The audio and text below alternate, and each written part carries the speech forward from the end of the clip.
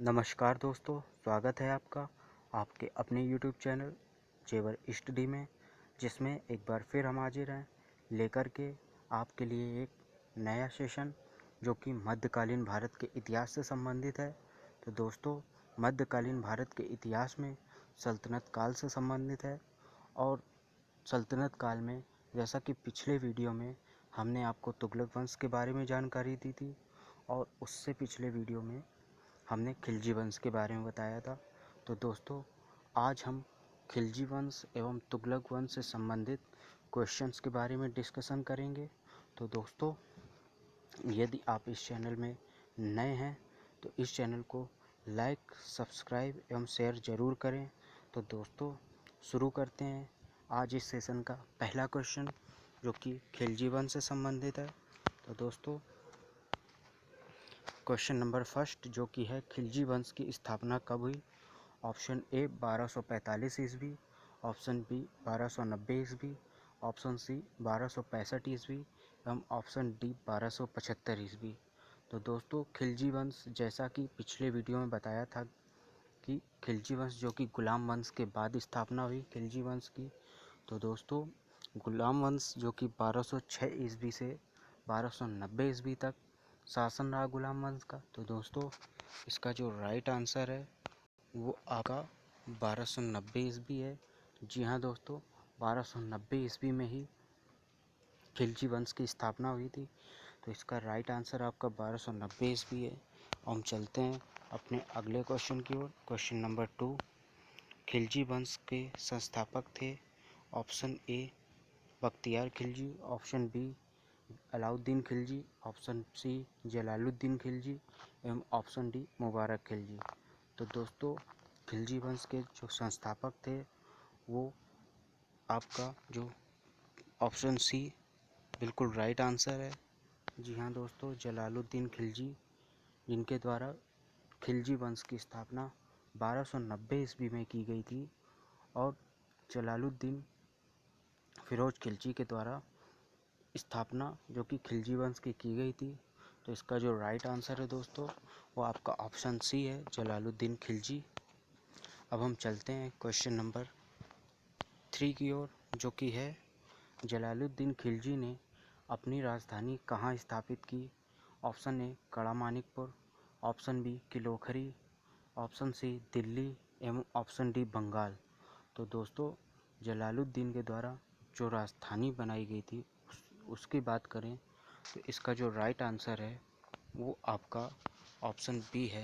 जी हाँ दोस्तों, जलालुद्दीन खिलजी ने अपनी राजधानी किलोखरी को बनाया था और अपने राज्य अभिषेक के 1 वर्ष के बाद वह दिल्ली पहुंचा था। तो दोस्तों, उसने दिल्ली राजधानी ना बनाकर किलोखरी को अपनी राजधानी बनाया।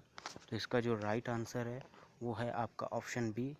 तो अब चलते हैं हम अपने क्वेश्चन नंबर 4 की ओर जो कि है, अलाउद्दीन खिलजी को अन्य किस नाम से जाना जाता था?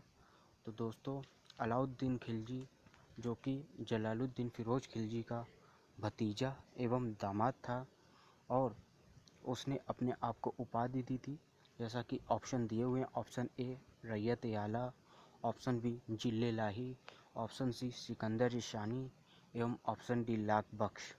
तो दोस्तों, अलाउद्दीन खिलजी ने जो अपने आप को उपाधि दी थी स्वयं को, वो इसका राइट आंसर है आपका ऑप्शन सी सिकंदर ए शानी। जी हाँ दोस्तों, वह अपने आप को द्वितीय सिकंदर यानी सिकंदर के समान समझता था और इसकी इच्छा थी कि ये विश्व विजय की करे, लेकिन कुछ कारणवश ये ना कर सका। लेकिन इसने अपने आप को सिकंदर ए शानी यानी द्वितीय सिकंदर की उपाधि दी और अपने सिक्कों पर भी द्वितीय सिकंदर लिखवाया। तो दोस्तों, इसका जो राइट आंसर है वो आपका ऑप्शन सी है। तो चलते हैं अपने अगले क्वेश्चन की ओर जो कि है क्वेश्चन नंबर 5, अलाउद्दीन के दरबार में रहने वाले विद्वान थे? Option A Amir Khusro, option B Hasan Nizami, option C Nizamuddin Auliya एवं ऑप्शन डी ए व बी दोनों। तो दोस्तों, अलाउद्दीन के दरबार में जो विद्वान रहते थे उनकी बात करें तो इसका जो राइट आंसर है वो है आपका ऑप्शन डी। जी हाँ दोस्तों, ऑप्शन डी बिल्कुल राइट आंसर है इसका। अलाउद्दीन के दरबार में अमीर खुसरो एवं हसन निजामी, जो कि तुगलक वंश में भी इन्हें संरक्षण प्राप्त था और इन्हें अलाउद्दीन खिलजी के दरबार में भी संरक्षण प्राप्त था। तो दोस्तों इसका जो राइट आंसर है वो आपका ऑप्शन डी है। तो चलते हैं अपने क्वेश्चन नंबर 6 की ओर, जो कि है अलाउद्दीन खिलजी ने किन इमारतों का निर्माण करवाया। ऑप्शन ए जमैयत खाना मस्जिद, ऑप्शन बी अलाई दरवाज़ा एवं सीरी का किला, ऑप्शन सी हजार खंबा महल एवं ऑप्शन डी उपयुक्त सभी। तो दोस्तों अलाउद्दीन खिलजी के द्वारा जो इमारतों का निर्माण कराया गया वो आपका, इसका जो राइट आंसर है वो ऑप्शन डी है। जी हाँ दोस्तों, उपयुक्त सभी यानी जमैयत खाना मस्जिद, अलाई दरवाज़ा एवं सीरी का किला एवं हजार खंबा महल, इन सब की स्थापना अलाउद्दीन खिलजी के द्वारा करवाई गई और निर्माण भी इन्हीं के द्वारा करवाया गया। तो दोस्तों इसका राइट आंसर आपका ऑप्शन डी है। अब हम चलते हैं क्वेश्चन नंबर 7 की ओर, जो कि है अलाउद्दीन खिलजी ने कौन सी व्यवस्था लागू की। ऑप्शन ए सेना को नगद वेतन, ऑप्शन बी स्थायी सेना व मूल्य नियंत्रण प्रणाली, ऑप्शन सी घोड़ा दागने एवं सैनिकों का हुलिया लिखने की प्रथा एवं ऑप्शन डी उपयुक्त सभी। तो दोस्तों अलाउद्दीन खिलजी ने जो व्यवस्थाएं लागू की थी उनके बारे में ये क्वेश्चन दिया हुआ है। तो दोस्तों इसका जो राइट आंसर है वो आपका ऑप्शन डी है। जी हाँ, उपयुक्त सभी यानी ऑप्शन ए जो है सेना को नगद देना, वो भी नगद वेतन जो दिया जाता था उसकी भी व्यवस्था अलाउद्दीन के शासनकाल में शुरू हुई और स्थायी सेना रखना भी अलाउद्दीन खिलजी के ही शासनकाल में हुआ। मूल्य नियंत्रण प्रणाली जो कि पहली बार अलाउद्दीन खिलजी ने लागू किया था जिसे, और बहुत ही दृढ़ता से लागू किया था। तो दोस्तों जिसे बाजारीकरण व्यवस्था भी कहा जाता है। और ऑप्शन सी जो कि है घोड़ा दागने की प्रथा एवं सैनिकों का हुलिया लिखने की प्रथा, ये दोनों भी अलाउद्दीन खिलजी के ही शासनकाल में लागू हुई थी। तो दोस्तों इसका जो राइट आंसर है वो आपका ऑप्शन डी है, उपयुक्त सभी। तो चलते हैं क्वेश्चन नंबर 8 की ओर, जो कि है अलाउद्दीन के द्वारा लगाए गए कर थे। ऑप्शन ए चराई कर, ऑप्शन बी गढ़ी कर, ऑप्शन सी खराज एवं ऑप्शन डी ए व बी दोनों। तो दोस्तों अलाउद्दीन के द्वारा जो नए कर यानी नवीन कर जो लगाए गए थे उनकी बात करें तो इसका जो राइट आंसर है वो आपका ऑप्शन डी है। जी हाँ दोस्तों, अलाउद्दीन के द्वारा जो नवीन कर लगाए गए थे वो आपका चराई कर एवं गढ़ी कर थे। चराई कर जो कि दुधारू पशुओं पर लगाया जाता था और गढ़ी कर की बात करें जो कि घरों एवं झोपड़ियों पर लगाया जाता था। तो दोस्तों गढ़ी कर यानी जो कि एक हाउस टैक्स टाइप का था। तो दोस्तों चराई कर व गढ़ी कर दो कर जो कि नवीन थे और अलाउद्दीन खिलजी के द्वारा लगाए गए थे। तो इसका जो राइट आंसर है वो आपका ऑप्शन डी है। तो दोस्तों अब हम चलते हैं क्वेश्चन नंबर 9 की ओर। तुगलक वंश का संस्थापक था। Option A Ghiyasuddin Tughlaq, option B Mohammad bin Tughlaq, option C Nasiruddin Tughlaq एवं ऑप्शन डी फिरोज़ तुगलक। तो दोस्तों अब हम तुगलक वंश की बात कर रहे हैं। तो तुगलक वंश का जो संस्थापक था उसकी बात करें तो इसका जो ऑप्शन ए बिल्कुल राइट आंसर है। जी हाँ दोस्तों, गयासुद्दीन तुगलक के ही द्वारा 1320 ईस्वी में तुगलक वंश की स्थापना हुई थी। गयासुद्दीन तुगलक जो कि मुबारक खिलजी के जो वजीर थे जिसने दिल्ली सल्तनत पर कब्जा कर लिया था, खुसरो खां, उसके लिए षड्यंत्र रचा और उसकी विद्रोह में हत्या करके गाजी मलिक यानी गयासुद्दीन तुगलक जो कि तुगलक वंश का संस्थापक यानी दिल्ली सल्तनत में तुगलक वंश की स्थापना गयासुद्दीन तुगलक के द्वारा की गई जो कि 1320 ईस्वी में की गई थी। तो इसका जो राइट आंसर है वो आपका ऑप्शन ए है, गयासुद्दीन तुगलक। अब हम चलते हैं अपने क्वेश्चन नंबर 10 की ओर, जो कि है गयासुद्दीन तुगलक ने अपने शासनकाल में किस आर्थिक नीति की स्थापना की? ऑप्शन ए दीन रियाश, ऑप्शन बी रस्म मियान, ऑप्शन सी रस्म दिरहम एवं ऑप्शन डी सद्र उश शुदूर। तो दोस्तों गयासुद्दीन के द्वारा आर्थिक नीति एक अपनाई गई थी जो कि नवीन थी और उसे नाम भी दिया गया था एक नया। तो दोस्तों इसका जो राइट आंसर है वो आपका ऑप्शन बी है। जी हाँ दोस्तों, रस्म ए मियान जो कि नीति गयासुद्दीन तुगलक के द्वारा अपनाई गई थी अमीरों के लिए, जो कि तुर्क अमीर जिनकी अलाउद्दीन खिलजी के शासनकाल में ज़मीनें जब्त कर ली गई थी, उनको पुनः लौटाने के लिए गयासुद्दीन तुगलक ने एक नीति अपनाई जिसे उसने रस्म ए मियान नाम दिया। तो दोस्तों इसका जो राइट आंसर है वो आपका ऑप्शन बी है, रस्म ए मियान। अब हम चलते हैं क्वेश्चन नंबर 11 की ओर। भारत में कुओं एवं नहरों का निर्माण कराने वाला जो पहला शासक था, option A Alauddin Khilji, option B Jalaluddin Khilji, option C Mohammad bin Tughlaq एवं ऑप्शन डी गयासुद्दीन तुगलक। तो दोस्तों भारत में कुओं एवं नहरों का निर्माण जो पहली बार हुआ वो आपका तुगलक वंश के शासनकाल में हुआ। और इसका जो राइट आंसर है यानी किस शासक ने पहली बार भारत में कुओं एवं नहरों का निर्माण कराया, तो वो आपका ऑप्शन डी बिल्कुल राइट आंसर है।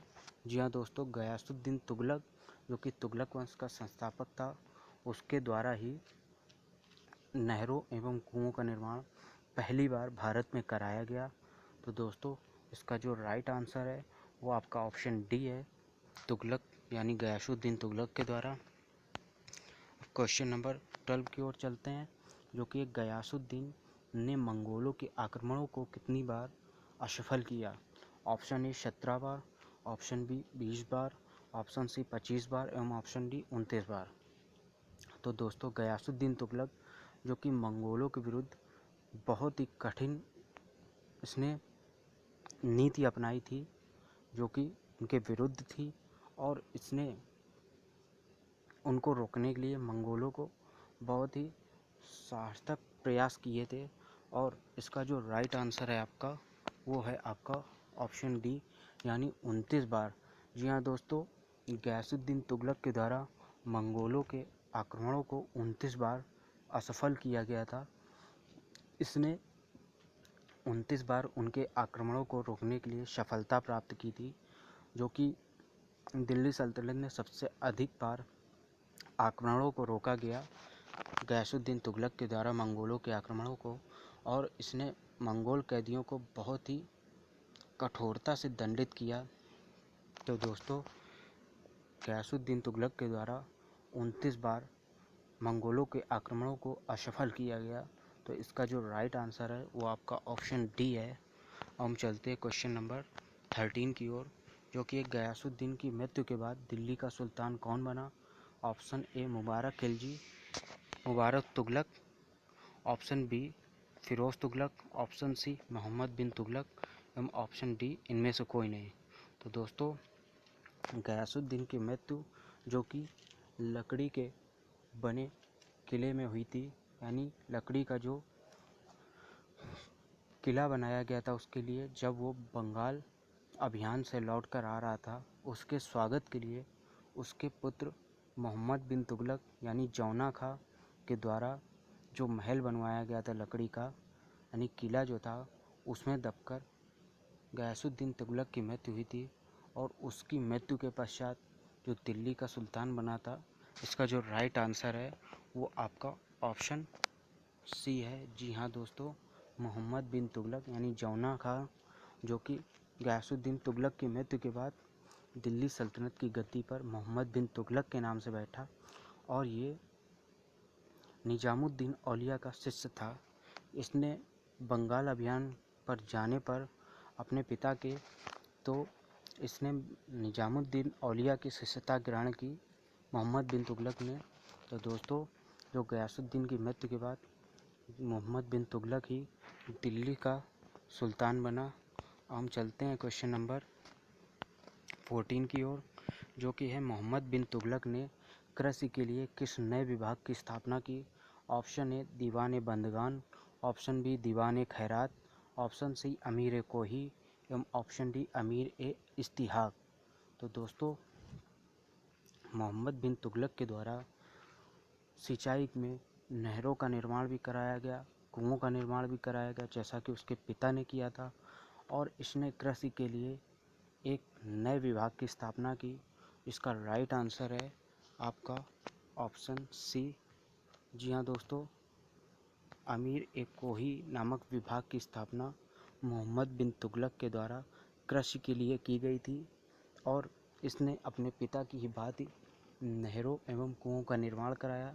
तो दोस्तों, इसका जो राइट आंसर है वो आपका ऑप्शन सी है, अमीर कोही।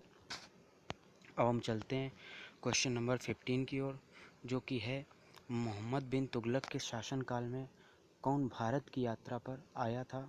Option A Marco Polo, option B Ibn Battuta, option C संयुगन एवं ऑप्शन डी तारानाथ।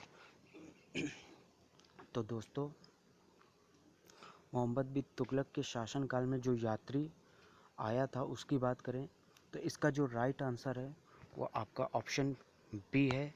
जी हाँ दोस्तों, इब्न बतूता, जो कि अफ्रीकी मूल का यानी मोरक्को का यात्री था, वो मोहम्मद बिन तुगलक के शासनकाल में भारत आया था। और इसे मोहम्मद बिन तुगलक ने दिल्ली का काजी नियुक्त किया था। और इब्न बतूता द्वारा जो लिखी गई पुस्तक है वो है आपकी रेहला नामक पुस्तक इब्न बतूता ने लिखी थी, जिसमें मोहम्मद बिन तुगलक के समय भारत पर जो व्यापारियों का आवागमन था उसके बारे में और डाक व्यवस्था के बारे में जो वर्णन है वो रेहला में इब्न बतूता द्वारा किया गया है। तो दोस्तों, इसका जो राइट आंसर है वो आपका ऑप्शन बी है। अब हम चलते हैं क्वेश्चन नंबर 16 की ओर, जो कि है मोहम्मद बिन तुगलक की मृत्यु के बाद कौन दिल्ली का सुल्तान बना?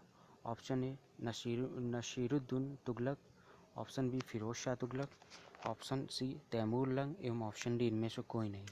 तो दोस्तों, मोहम्मद बिन तुगलक की मृत्यु के बाद दिल्ली का जो सुल्तान बना उसका जो राइट आंसर है वो आपका ऑप्शन बी है। जी हाँ दोस्तों, मोहम्मद बिन तुगलक की मृत्यु के बाद उसका चचेरा भाई फिरोज शाह तुगलक, जो कि दिल्ली का सुल्तान बना। जी हाँ दोस्तों, 1351 ईस्वी में जब मोहम्मद बिन तुगलक की मृत्यु हो गई तो दिल्ली सल्तनत में सुल्तान के लिए फिरोज शाह तुगलक को चुना गया और उसका राज्य अभिषेक हुआ। और फिरोज शाह तुगलक को खलीफा के द्वारा सुल्तान पद की मान्यता भी प्राप्त हुई थी। तो दोस्तों, इसका जो राइट आंसर है वो आपका ऑप्शन बी है, फिरोज शाह तुगलक। अब हम चलते हैं क्वेश्चन नंबर 17 की ओर, जो कि है फिरोज तुगलक ने गुलामों के लिए किस विभाग की स्थापना की?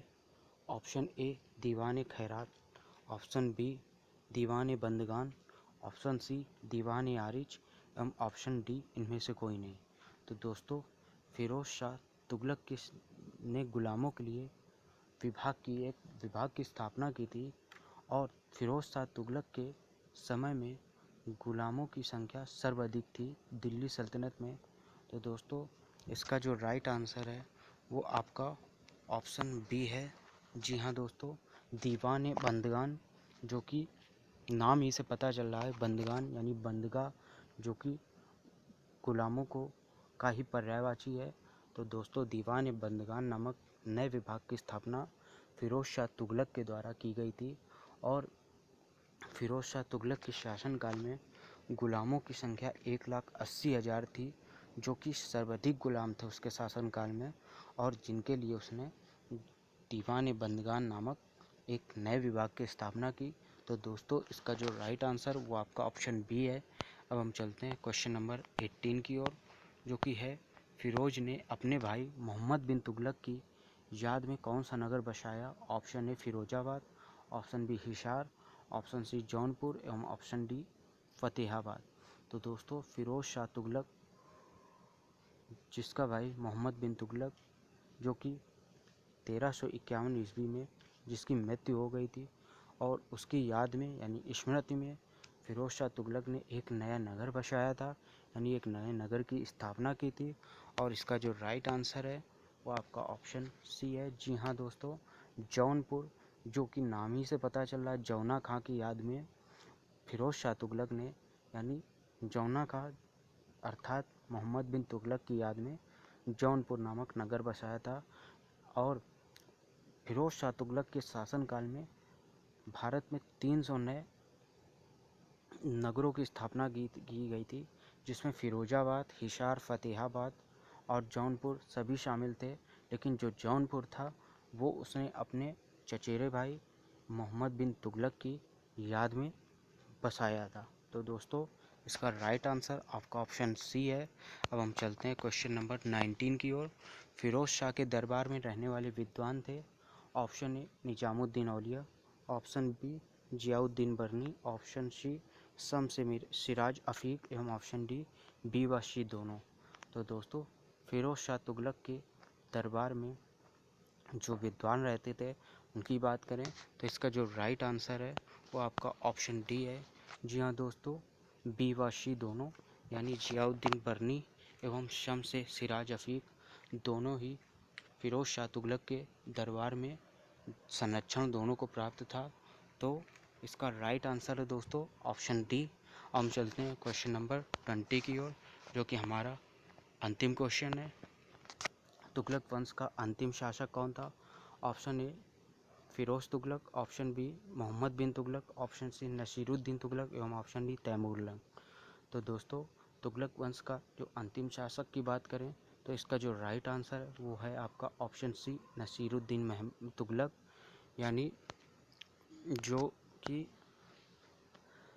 तुगलक वंश का अंतिम शासक है। और इसी के शासनकाल में 1398 ईस्वी में तुर्क आक्रमणकारी जो कि तैमूर लंग था, उसने दिल्ली सल्तनत पर आक्रमण किया था और दिल्ली सल्तनत को जीतकर उस पर कब्जा कर उसने अपने सेनापति खिज्र खां को इसका यहाँ पर नियुक्त किया था दिल्ली सल्तनत का में। तो दोस्तों इसका जो राइट आंसर है वो आपका ऑप्शन सी है, नसीरुद्दीन महमूद तुगलक। तो दोस्तों आज का सेशन यहीं पर इसी क्वेश्चन के साथ समाप्त होता है। अब हम मिलेंगे आपको अगले सेशन में एक नए इम्पॉर्टेंट सेशन के साथ। तो दोस्तों तब तक के लिए धन्यवाद, नमस्कार।